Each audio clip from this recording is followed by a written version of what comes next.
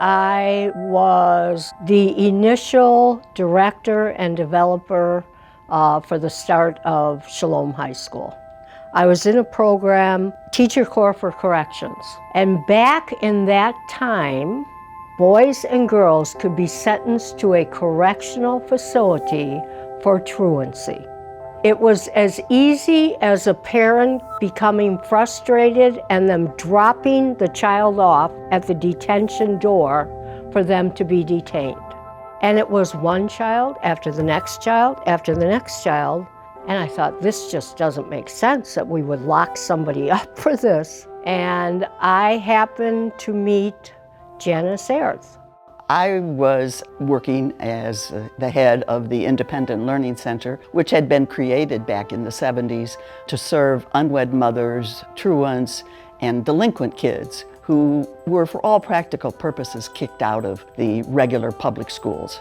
It had operated for maybe 10 years on bake sales, dances, writing federal grants. Always, however, your goal was to educate these young people who were very bright and very talented, but needed a different environment than the traditional school setting. And so I created a coalition for alternative schools.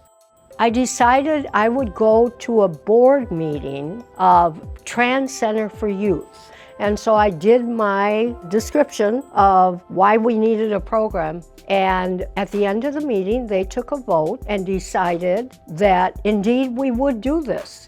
And the president of the board looked at me and said, "You will become the director of this school." And that was not in my plans, to tell you the truth. I thought I was rolling it out. So that's how it started. What makes TransCenter amazing, it seems to me, is that it's a group of people who are trying to work with young men and women who, like anybody else, want to have a good life, but are struggling to make it through the traditional education system. And so we provide educational alternatives for those young people, so that every student feels as if this is like their home. People know them, they know their name, they know what their gifts are, they know what their challenges are.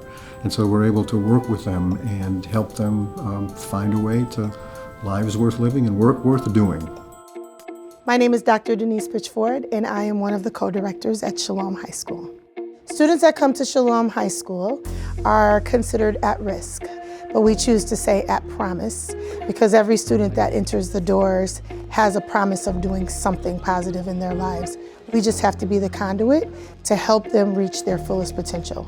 Shalom High School is predominantly Black and brown children, and they come from some pretty tough situations, having some past trauma, having dealt with some things that most people don't have to deal with at the young age that they do.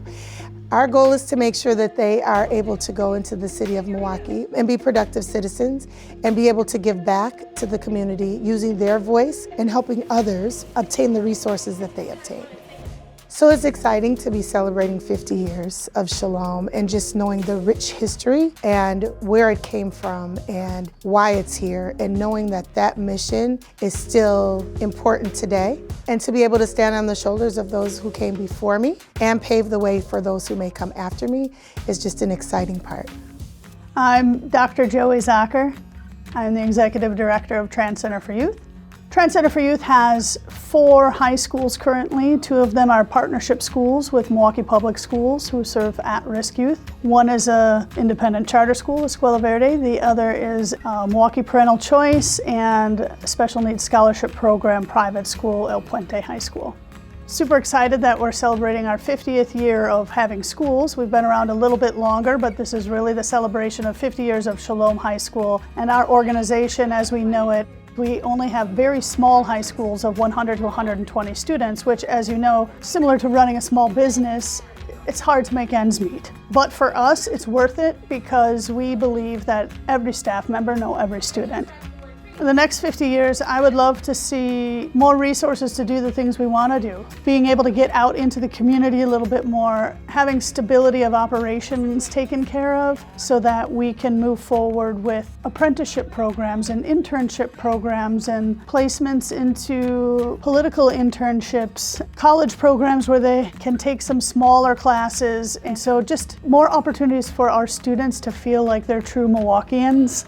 We would love to continue the building renovations that we have going on to make it a more modern and up-to-date building for our students.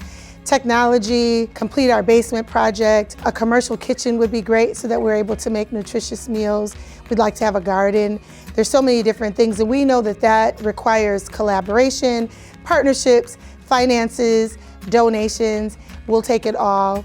You know, I think one of the biggest ways I think it can help is to, number one, realize just like everything in life, education is not a bipartisan topic. There are many layers to every story, and the more options we have, the better. So really dig in, come visit us, get to know us, tell your friends. If you're interested, if you have any time to give, become a mentor, help tutor. If you know any young person, man, we need teachers. Everybody needs teachers. And then of course, we can always use resources. We can always use opportunities if you have any connections. Social capital is great, so connect us with any resources you have. We'd really appreciate it.